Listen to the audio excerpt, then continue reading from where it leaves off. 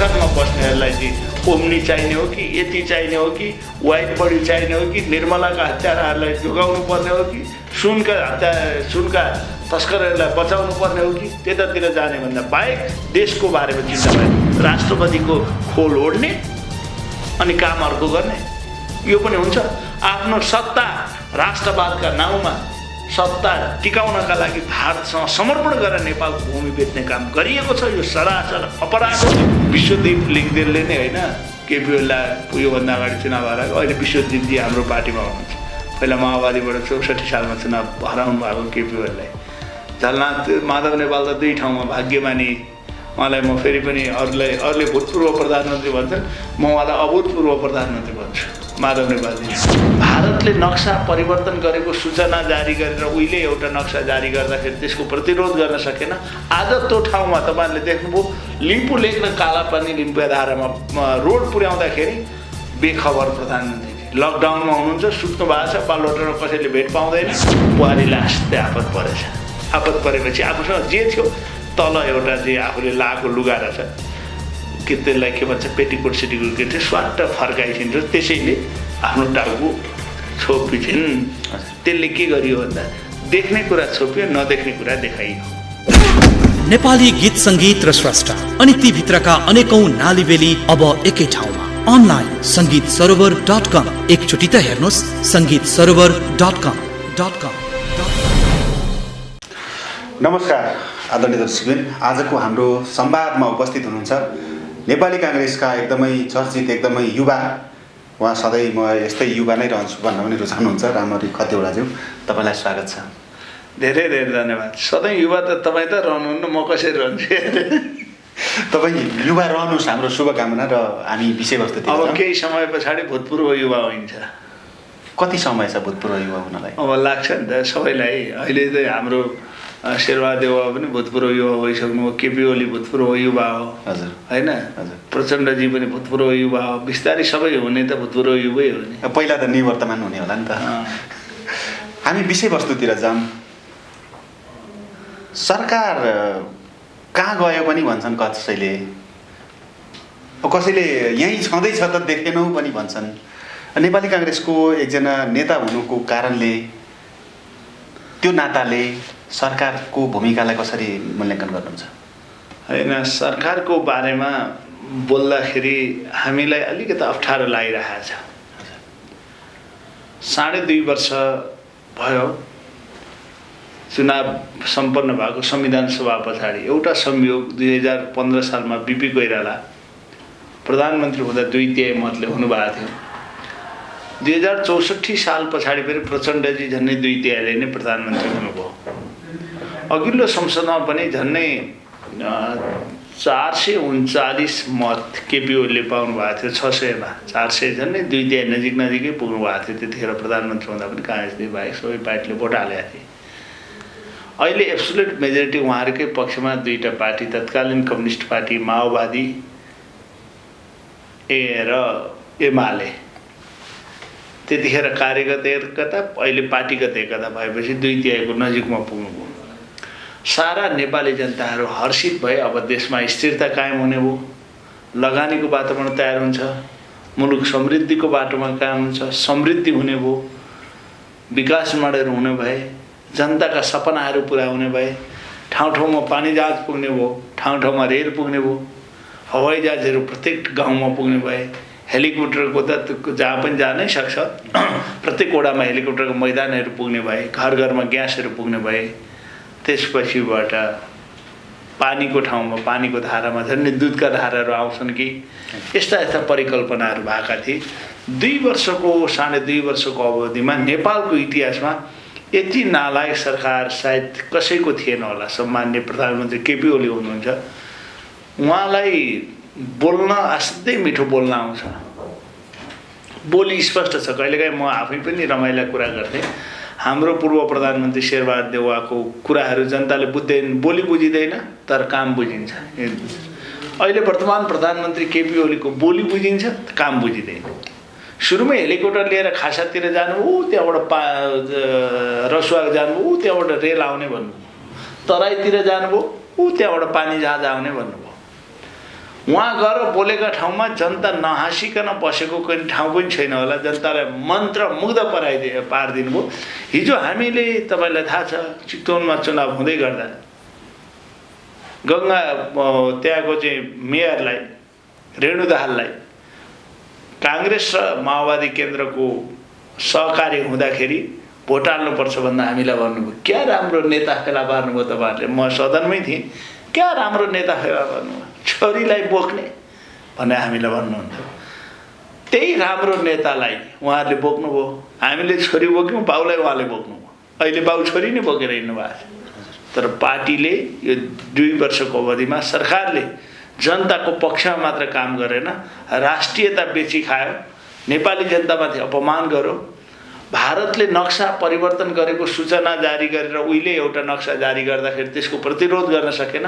आज त्यो ठाउँमा तपाईँहरूले देख्नुभयो लिम्बू लेक र कालापानी लिम्बू धारामा रोड पुर्याउँदाखेरि बेखबर प्रधानमन्त्रीजी लकडाउनमा हुनुहुन्छ, सुत्नु भएको छ, बालुवाटारमा कसैले भेट पाउँदैन। अनि कहिलेकाहीँ चाहिँ रक्षा मन्त्री भोर हेलिकप्टरमा चढेर जानुभएको छ, बिचबाटै फर्केर आउनुहुन्छ। अहिले त जमाना छ नि, त्यहाँ चाहिँ तपाईँको के भएको छ त्यहीँबाट हेर्न सकिन्छ। अहिले यत्रो संयन्त्रको विकास भएको छ हामीसँग, गुगल्सबाट हेर्न सकिन्छ। तर अहिले समग्रमा हेर्दाखेरि सबै रूपमा सरकार फेल छ। आफ्नै पार्टीभित्र कोरोना भाइरसले त भन्नुहोस्, नेपालमा त कोरोना भाइरस होइन, भ्रष्टाचारको भाइरस उत्पन्न गर्यो र झन् बढी औषधि किन्दासम्म भ्रष्टाचार हेर्नुहोस् त कत्रो बदमासी छ। सामान्य औषधि किन्दाखेरि रक्षा सचिवले किन्ने कि अर्थ मन्त्रालयले किन्ने कि सेनाले किन्ने कि त्यसै स्वास्थ्यले किन्ने, यत्रो विवाद छ। संसारमा यस्तो हुन सक्छ? कहीँ यस्तो हुन्छ? आज लकडाउन भएको 46 दिन भइसक्यो। 46 दिनसम्म नेपाली जनताले किटहरू प्रयोग गर्ने, टेस्ट गर्ने किटहरू पाउन सकेका छैनन्। जम्मा 50,000-52,000 मान्छेको मात्रै अहिले टेस्ट भएको छ। PCR पद्धतिबाट त झन् बाँकी छैन। ऱ्यापिड किट भनेको त त्यो नक्कली, चाइनाले पनि काहीँ नबिक्ने, काहीँ अरूले नगर्ने, WHO ले विश्व स्वास्थ्य सङ्गठनले यो प्रयोग नगर भनेको ल्याएर नेपाली जनतालाई प्रयोग गर्यो। कतिले त तपाईँहरूले देख्नुभयो बिहान पोजिटिभ आएको, बेलुका PCR गर्दाखेरि फेरि नेगेटिभ आयो। स्वाब टेस्ट गर्दाखेरि त्यस्तो पोजिटिभ आएको, बेलुका नेगेटिभ आउने, बिहान नेगेटिभ आएको, बेलुका पोजिटिभ आउने, यस्तो नक्कली किट्स ल्याएर मान्छेको स्वास्थ्यमाथि खेलवाड गर्ने कुरा गर्यो। यो बेला सरकार छ कि छैन म कसरी भनौँ? यो बेलामा नेपाली काङ्ग्रेस सरकारमा भएको भए जनतालाई चित्त बुझाउन सक्थ्यो। तपाईँलाई सानो कुरा भनौँ, अरू नगरे पनि हामी के गर्थ्यौँ? देशभरि हामी सबै नेपाली जनतालाई अहिले मास्कको प्रचलन छ। हाम्रो प्रधानमन्त्रीजी चाइनिज मास्क मुख र नाकमा लाउनु भएको छ, अरू उदाङ्ग भएर बस्नु भएको छ। एकचोटि पहाडमा के भएछ भने यो गाउँमा जेठाजु आयो भने बुहारीहरूले कपाल छोप्ने चलन हुन्छ क्या। कपाल जेठाजुलाई देखाउनु हुँदैन अरे बुहारीहरूले। गाउँमा त्यस्तै भएछ। एकजना जेठाजु आउनुभएको छ, घरमा काम गरिराखेको बुहारी रहेछन्। पहाडको चलन त्यही हो। नजिकै जेठाजु आइसकेपछि त्यो घुम्टो ओढ्नु पऱ्यो नि त, मजेत्रो भन्छौँ हामी त्यसलाई। कतिले खास्टो भन्छन्, कतिले तौलिया भन्लान्, कतिले गम्छा भन्लान्। ओढ्नु पऱ्यो, कपाल छोप्नु पऱ्यो भनेर। यता हेरौँ गम्छा छैन, यता हेरौँ तौली छैन, यता हेरौँ ओढ्ने छैन, यता हेरौँ केही छैन। बराती बुहारीलाई आस्दै आपत परेछ। आपत परेपछि आफूसँग जे थियो तल एउटा चाहिँ आफूले लाएको लुगा रहेछ, के त्यसलाई के भन्छ पेटिकोट सेटिकोट के थियो, स्वाट्ट फर्काइछिन् र त्यसैले आफ्नो टाउको छोपिछिन्। त्यसले के गरियो भन्दा देख्ने कुरा छोपियो, नदेख्ने कुरा देखाइयो। आज प्रधानमन्त्रीजीको हालत त्यस्तै छ। चाइनिज मास्कले ल्याएर यो सरकारले चाइनिज मास्कले मुख र नाक छोपेको छ, अरू सबै उदाङ्ग देखाइदिएको छ। देशको हालत त्यस्तो छ। नेपाली काङ्ग्रेस भए त्यो हुन्थेन। तपाईँलाई भने अहिले म प्रसङ्गमा आउँदै थिएँ। हामी भए गर्थ्यौँ कि हामीले गरेको होइन? तपाईँलाई थाहा छैन? हिजोसम्म बहुदल नमान्नेलाई बहुदलवादी बनायो, मान्छेलाई टुइटी बन्दुक हान्दै हिँड्नेलाई, गणतन्त्रमा विश्वास नगर्नेलाई, कानुनी राज्यमा विश्वास नगर्नेलाई कानुनी राज्यको वादी बनायौँ। हामीले गरेको होइन। हिजो लोकतन्त्र मान्दैनौँ न भन्ने, संविधान मान्दैनौँ न भन्ने, कानुनी राज्य मान्दैनौँ न भन्ने पढ्दै गरेको शिक्षकलाई रूपमा झुन्ड्याएर टक्क बाँधेर गोली हान्नेहरूलाई जनमतबाट सत्तामा जान्छौँ भन्ने कसले बनाएको? काङ्ग्रेसले बनाएको होइन। हामी भए गर्थ्यौँ के? अहिले ठिक छ लकडाउन गर्थ्यौँ होला। त्यो सँगसँगै यसरी नेपाली जनतालाई राहतका नाउँमा हेर्नुहोस् कति मान्छेहरू खान नपाएर मर्ने अवस्था सिर्जना भएको छ। तराईका कतिपय ठाउँहरूको त सामानहरू किनेर इन्डियातिर लगिँदैछ, खाद्य सामग्रीहरू। अब 5-6 महिनापछि त्यसको परिणाम तपाईँले देख्नुहुनेछ। इन्डियाबाट ल्याएको होइन, यहाँको लगिदिने सकिनेछ। कृषि प्रधान मुलुक बनेको छ। हामी भएको भए अहिले यो विदेशमा बस्ने नेपालीहरूलाई सुरक्षित साथ कसरी अवतरण गर्ने भनेर हामी कूटनीतिक पहल गर्थ्यौँ, सबै पोलिटिकल पार्टीसँग छलफल गर्थ्यौँ। त्यसपछिबाट हामी के गर्थ्यौँ, उद्योगपतिहरूसँग छलफल गर्थ्यौँ, अर्थशास्त्रीहरूसँग हामी छलफल गर्थ्यौँ। अहिले पनि गरेका छौँ हामीले। काङ्ग्रेसले फाल्टै गरिरहेको छ, तपाईँले देख्नुभयो। हामी निर्माण व्यवसायसँग फाल्टै गऱ्यौँ, हामीले त्यसपछि अर्थशास्त्रीहरूसँग फाल्टै मिटिङ गऱ्यौँ देशको अर्थतन्त्र बारेमा। हामीले त्यसपछि डक्टरहरूसँग फाल्टै छलफल गऱ्यौँ यसरी के गर्ने भनेर। हामी बाहेक सबै पोलिटिकल पार्टीहरूलाई एक ठाउँमा ल्याउँथौँ। प्रधानमन्त्रीजीले लकडाउन गरेको नेपालमा अहिले 46 दिन भयो। 46 दिनमा एक पटक पनि कोहीसँग, जम्मा एक पटक कोही सबै पोलिटिकल पार्टीलाई बोलाएर कुरा गरेको थाहा छ, नभए कुनै दिन पनि राष्ट्रपतिलाई भेट्दा होस्, आफ्नै पार्टीका साथीहरूलाई भेट्दा होस्, सरकारमा बस्नेहरूलाई चाहिँ ओम्नी चाहिने हो कि यति चाहिने हो कि वाइट बडी चाहिने हो कि निर्मलाका हत्याराहरूलाई जोगाउनु पर्ने हो कि सुनका तस्करहरूलाई बचाउनु पर्ने हो कि त्यतातिर जाने भन्दा बाहेक देशको बारेमा चिन्ता भएन। हामी बस सबैसँग छलफल गर्छौँ यसको निराकरण गर्न। के भोलि धेरै विदेशमा गएका युवाहरू नेपाल आउँदै हुनुहुन्छ। आज जस्तो रेमिटेन्सबाट चलेको मुलुक हो, 9 खरब रुपियाँ हाम्रो विदेशबाट रेमिटेन्सबाट आउँथ्यो। अब रेमिटेन्स बन्द भयो भने हाम्रो इकोनोमिक सोर्स के हुने? कृषि उत्पादन कस्तो छ हाम्रो प्रणाली थाहा छ तपाईँलाई? 4 माना रोप्नु भने 5 माना उब्जनी हुन्छ। यसलाई आधुनिकीकरण कसरी गर्ने भन्ने खै एउटा प्लान छ?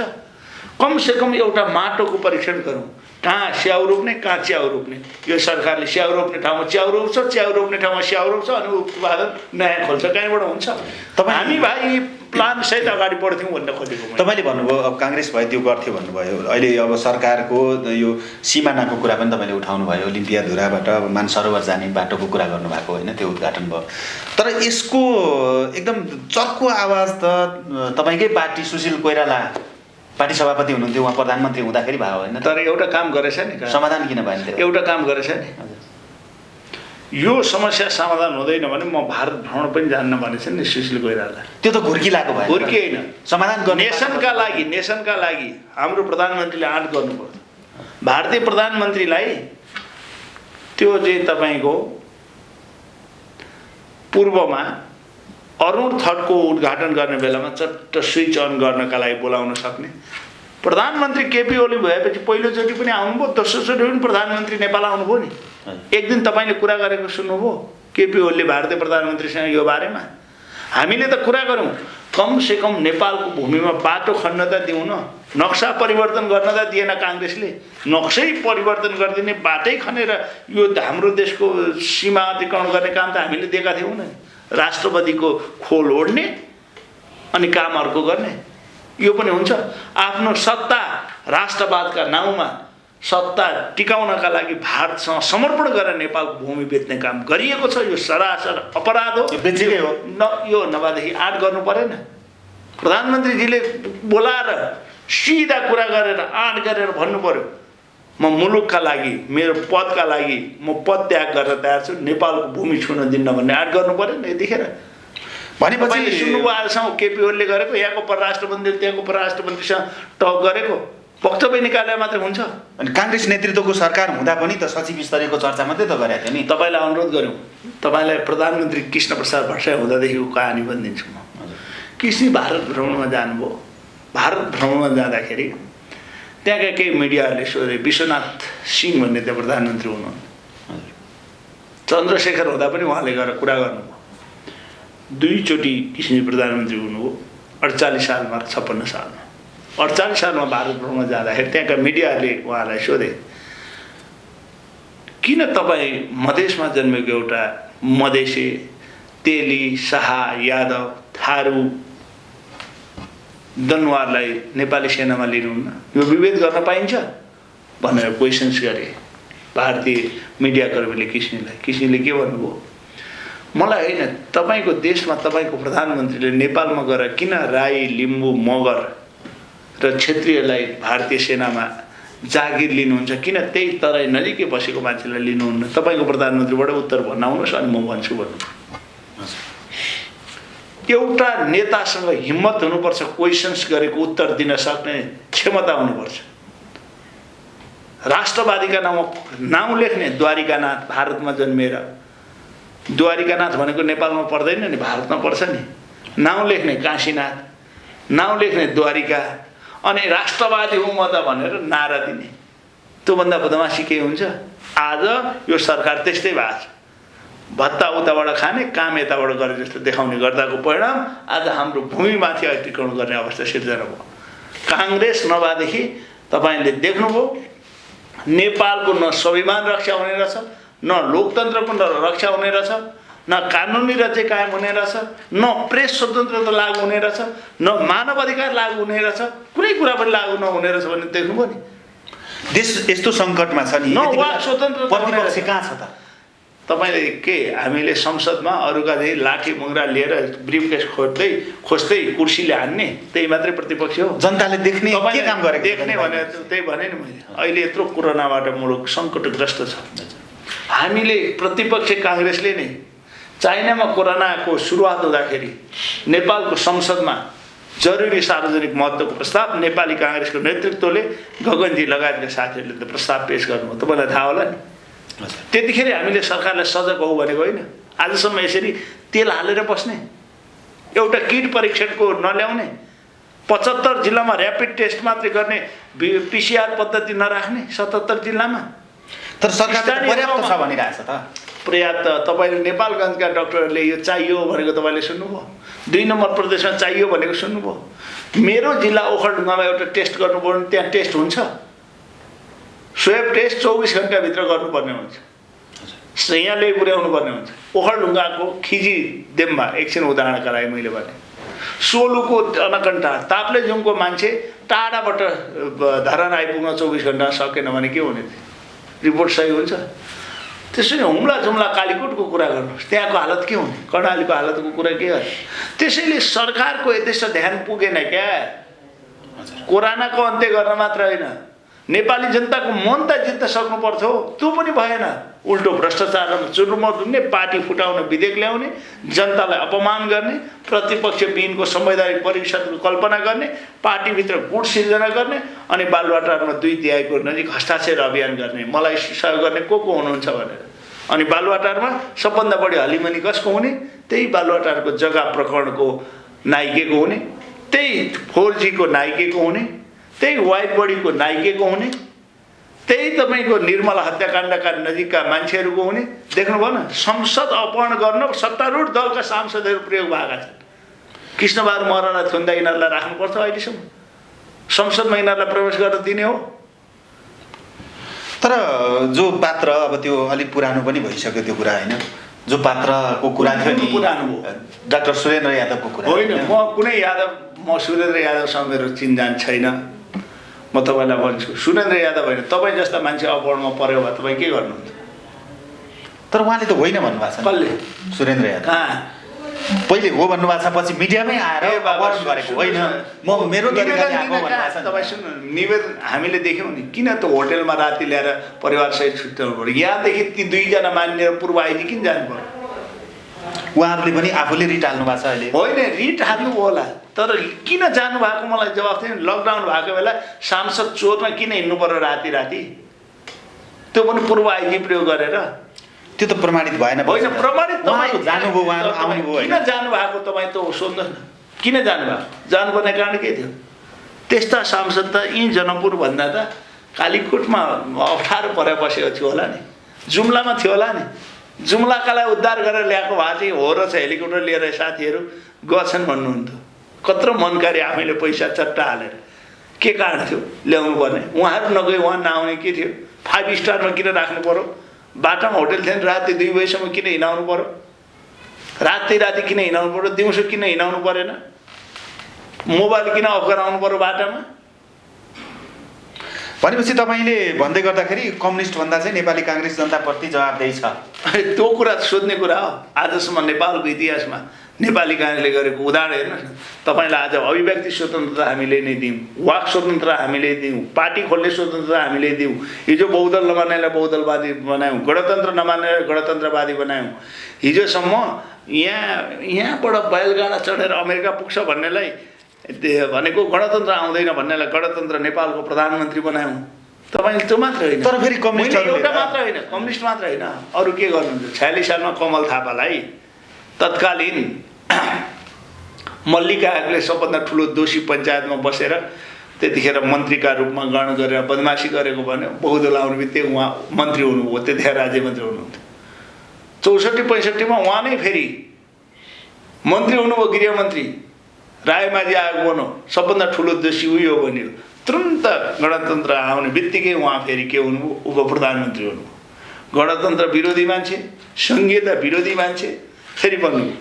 हामीले आज गर्व गर्नलाई यी सबै कुराहरू कहाँ पाउँदो रहेछ, डेमोक्रेसीमा पाउँदो रहेछ। उहाँहरूले रोजेको न कमल थापाले रोजेको पद्धतिमा पाइन्थ्यो, न ओलीले रोजेको पद्धतिमा पाइन्थ्यो, न प्रचण्डले रोजेको पद्धतिमा पाइन्थ्यो। अनि तपाईँले सिधै छुट्याउन सक्नुहुन्छ भने को राम्रो को नराम्रो, को सिद्धान्त ठिक बेठी, यो मलाई सोध्ने क्वेसन हो। तपाईँले अनुभव गर्नु, त्यो सबैले यसरी महसुस गर्ने भएको भए त नेपाली काङ्ग्रेस त्यसरी चाहिँ जनता माझमा त्यो सन्देश लिएर छाएको भए त यति बेला सत्ताको नेतृत्व काङ्ग्रेसले गर्थ्यो। ठिक भन्नुभयो। कहिलेकाहीँ बेसरी खरे खोलाहरू बेसरी पानी पऱ्यो भने नि पहिरो जान्छ, के हुन्छ, बेसरी बढेर आउँछ र बगिरहेको ठुलो नदीलाई पनि छेक्छ कहिलेकाहीँ। तर त्यो पानी पर्न रोकिएपछि खरे खोला सुकेर जान्छ, नदी नदीकै रूपमा बन्छ। कहिलेकाहीँ खरे खोलाले पनि नदी छेक्छ भन्ने प्रमाण यो चुनाव हो, त्यसैको परिणाम हो गएको चुनाव। नभए तपाईँले देख्नुभयो 64मा 240 सिटमा चुनाव हुँदा 121 सिट जित्ने के पार्टीहरू, नेकपा माओवादी। 70मा नपुग्दै 74 नपुग्दै पार्टी नै विघटन गरे। ओलीको गम्छा ओढ्न पुग्नु परेन, प्रचण्डले छाता ओढ्न पुग्नु परेन। त्यो छाता ओढ्नु भएको कि एकता गर्नुभएको होइन, त्यो उहाँहरूले भोलि देखाउनु होला। अहिले देखेर 1 वर्ष 1.5 वर्ष खटपट मारामार बिहान बेलुकै। काङ्ग्रेसमा विवाद छैन, विवाद जहाँ पनि हुन्छ, तर यस्तो लाजमर्दो सत्ताका लागि 2 तिहाई ल्याएर आफै यस्तो बेइज्जत गर्दै हिँडेन काङ्ग्रेसले। भोलिको दिनमा तपाईँ भनिदिनु त, अब अर्को चुनावमा त्यो खहरे रोकिएला होइन, खहरे रोकिएला, अब कम्युनिस्टहरू सबै त्यहाँ छानिएला नि, त्यसपछि काङ्ग्रेसको आउला, त्यो आधार के छ त? तपाईँ लेखेर राख्नुहोस्। अहिले चुनाव गरौँ, हिम्मत छ भने केपी ओलीकोले आँट गरौँ, उहाँको पार्टीको गति के हुँदो रहेछ। हामीले होइन, ती भोट हाल्ने आमाहरू, बुवाहरू, मजदुरहरू, किसानहरू अहिले ठेला उठाउँदै गाउँ जाँदाखेरि एक वचन केपी ओलीले केही गरे। ती मजदुरहरू आज 8% मजदुरहरू बिहान कमाएर बेलुका के खाउँ भन्ने थिए। राहतका नाउँमा झन्डै 3 खरब रुपियाँ अहिले राहतमा खर्च भइसक्यो भनेर, बजेट रकमान्तर भयो भनेर कोरोनाका नाउँमा अर्थमन्त्रीले रिपोर्ट दिइसक्नुभयो। 2 अरब कति पैसा त आज तपाईँको 2.5 अरब रुपियाँ त राहत कोषमै जम्मा भएको छ। एकद्वार प्रणाली गरौँ भने काङ्ग्रेसले सबभन्दा पहिले 50 लाख रुपियाँ राहत कोषमा काङ्ग्रेसले सहयोग गर्यो। तर आजसम्म साँच्चै रियल मान्छेले पाए त? नजिकका मान्छेहरू औषधि किन्न कमिसन खान पुगे होइन, त्यो पनि तछाड र मछाड।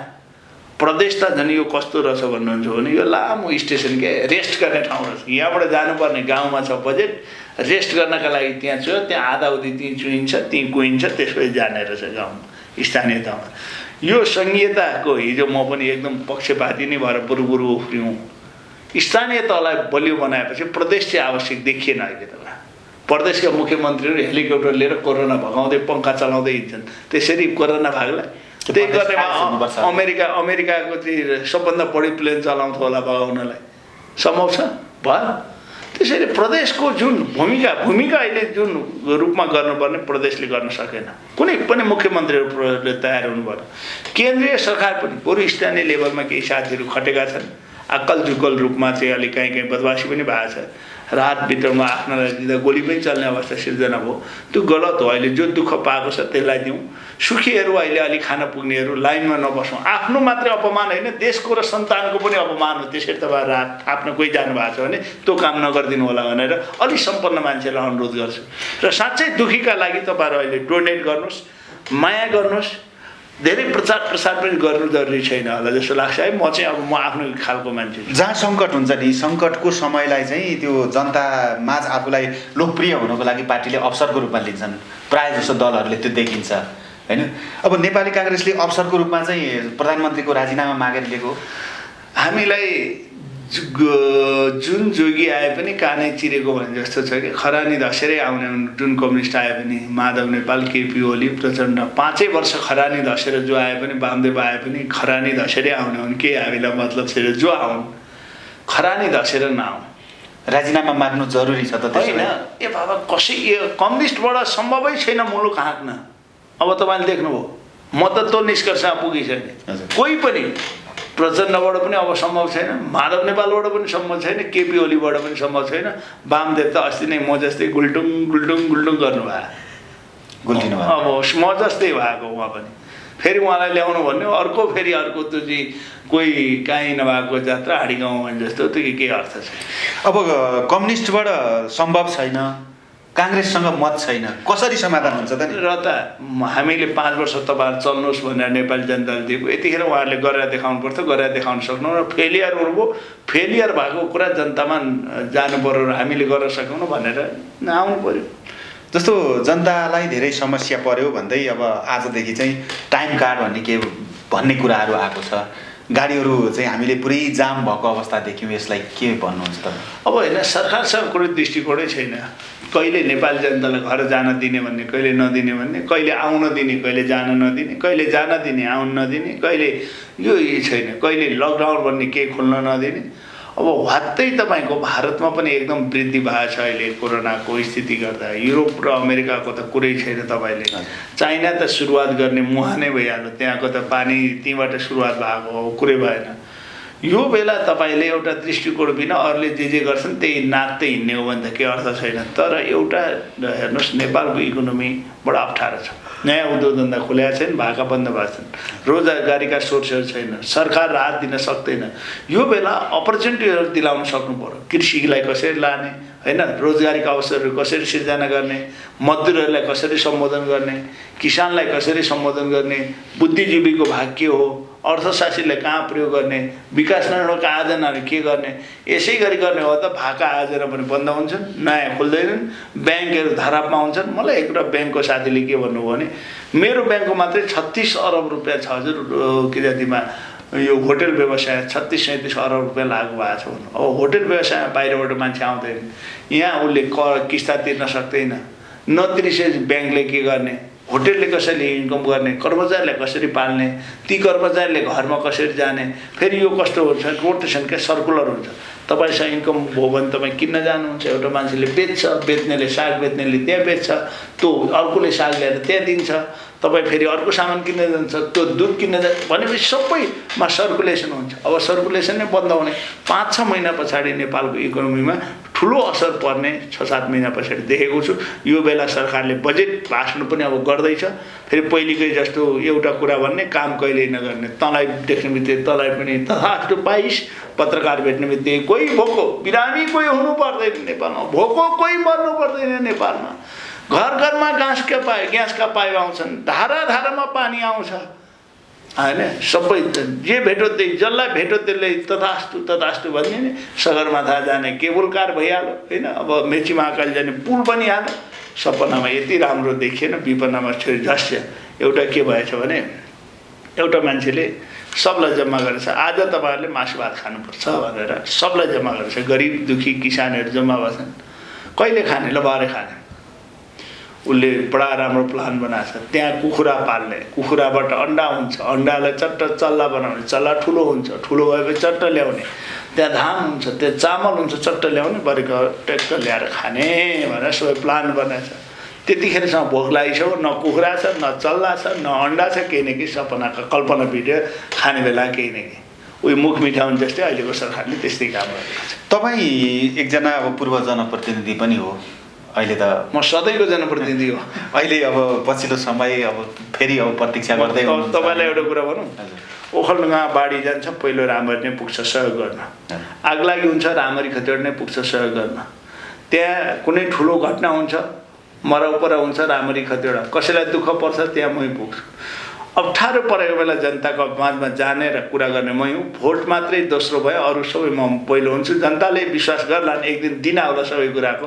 कहिलेकाहीँ चेर्नोबिल दुर्घटनाका बेलामा कागतीका दिन आएका थिए, कसैले दुध खाँदैन थिए। कहिले दुधको दिन हुन्छ, कहिले कागतीको दिन हुन्छ। अहिले म यो भन्दिनँ, यो देश भनेको नानी मैयाले चुनाव जितेर कृष्णप्रसाद भट्टराईले चुनाव हार्ने देश हो। विश्वदीप लिङ्गदेलले नै होइन केपी ओलीलाई योभन्दा अगाडि चुनाव हराएको, अहिले विश्वदीपजी हाम्रो पार्टीमा हुनुहुन्छ। पहिला माओवादीबाट 64 सालमा चुनाव हराउनु भएको केपी ओलीलाई।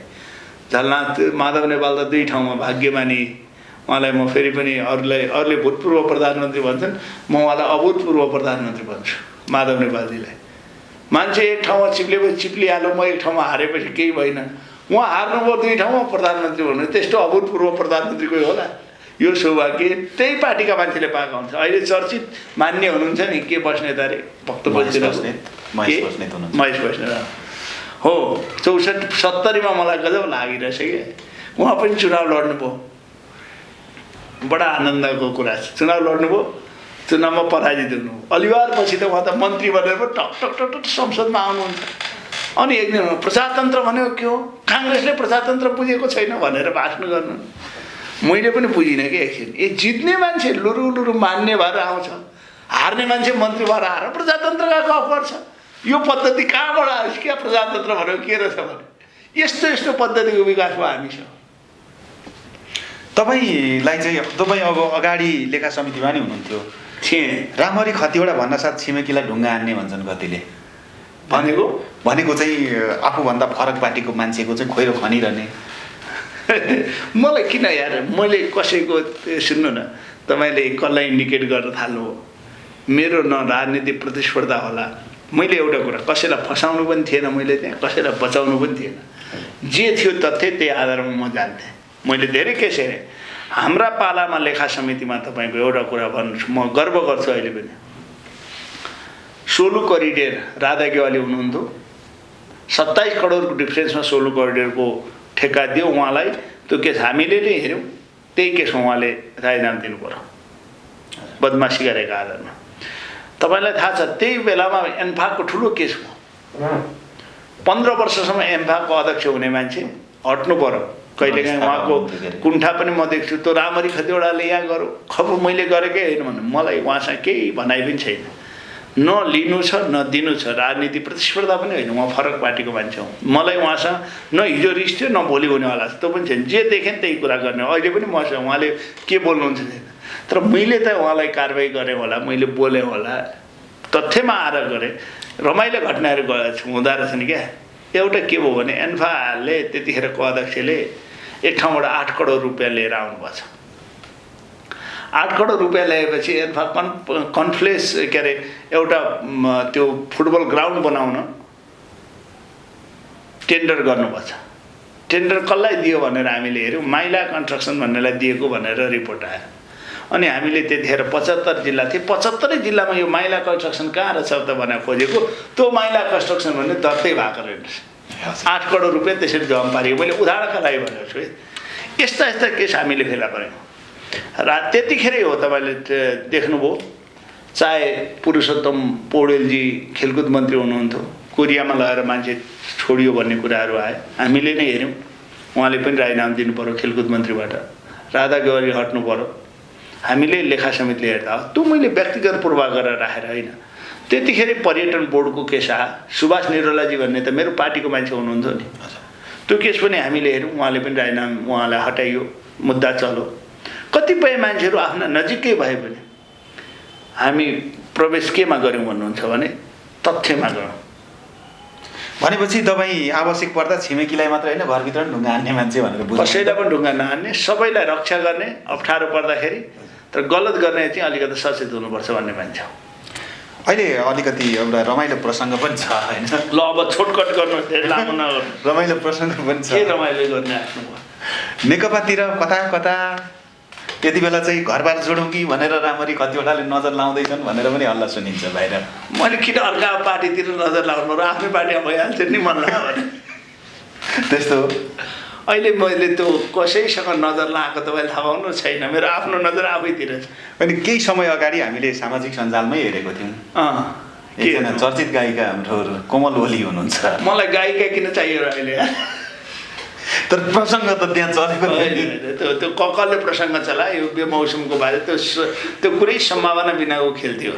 एक अब रामरी खतिवडा पनि अविवाहित, कोमल ओली पनि अविवाहित, यस्ता धेरै मिल्न सक्ने सम्भावना छ भन्ने। धेरै अविवाहित महिला पनि होलान् देशभरि, धेरै अविवाहित पुरुष पनि होलान्। तपाईँले जसलाई देखो त्यहीसँग मिल्नुपर्छ भने त्यो गलत होइन।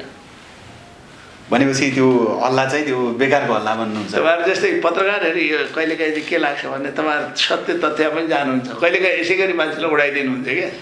दसैँ बेला थियो क्या, मेरो बुवा आमा पनि आउनुभयो, यस्तो न्युज पो आएको छ त भन्नुहुन्छ। दसैँ र तिहारको बिचमा थियो, एउटा चियापान कार्यक्रम थियो नेकपाले राखेको भृकुटी मण्डपमा। त्यहाँ ऋषिजीले सोध्नुभयो, ए रामरी बिहा कहिले गर्ने भन्नु? मैले भने मेरो आधा बिहा भइसक्यो भने, नभन्दै मेरो आधा भयो भने। कसरी भनेर सोध्नु? म अविवाहित मान्छे, म तयार छु बिहा गर्न, आधा बिहा भयो। कोही केटी तयार भए आधा हुन्छ, हुन त हो नि होइन? दुईजनाको सहमति हो न पुरा बिहा हुने हो। म आफै एक्लै तयार हुँदा त आधा न भयो। म तयार छु आधा भयो, अब कोही तयार भए आधा हुन्छ भनेपछि केटी नभेटेर तपाईँको बिहे नभएको अहिलेसम्म? खै भेट्ने नभेट्ने भन्दा पनि बिहा भएको छैन, त्यो कुरा चाहिँ सत्य हो है। अब अहिलेको यो महामारी नभएको भए लगभग वैशाख जेठतिर हुन पनि सक्थ्यो। ती त अब सम्भावना के छन् हेर्दै जानु होला बिस्तारै। ती कुरा पछि गरौँ न, व्यवहारिक कुराहरू पारिवारिक कुराहरू पछि गरौँ न। हामीलाई समय दिनुभयो, तपाईँलाई धन्यवाद। धन्यवाद धन्यवाद। हस्।